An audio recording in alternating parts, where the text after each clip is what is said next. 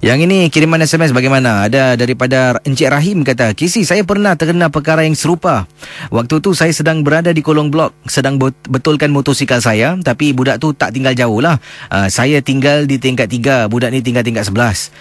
Sedang dia tunggu lift, tunggu lift, dia kata ternampak sesuatu yang menakutkan, dan kemudian dia jalan nak pergi naik lift sebelah hujung, dia ternampak saya sedang betulkan motosikal, dan budak ni pun panggil saya, pakcik boleh tolong saya hantar saya naik atas tak?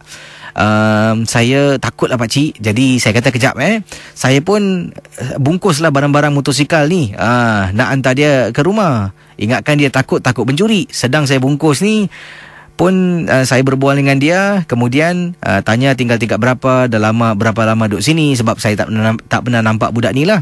Dalam list saya tanya, awak tadi takut apa? Awak nampak perompak ke? Tak, tadi saya nampak dekat tangga macam ada kepala terbang. Kemudian saya terus terbenti, Kesi. Saya tengok budak ni, saya tenung dia. Ni budak ke bukan ni? Dan saya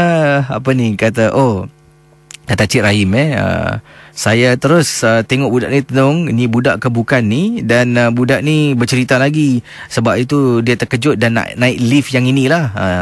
Tapi oleh kerana ternampak saya, minta tolong saya hantar ni atas.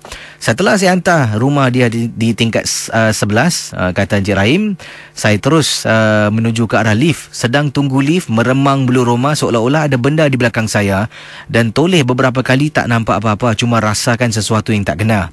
Oleh kerana saya takut terperangkap dalam lift dengan kepala yang terbang tu, lebih baik saya turun tangga. Sempat juga saya boleh lari. Terima kasih dan juga selamat tengah malam.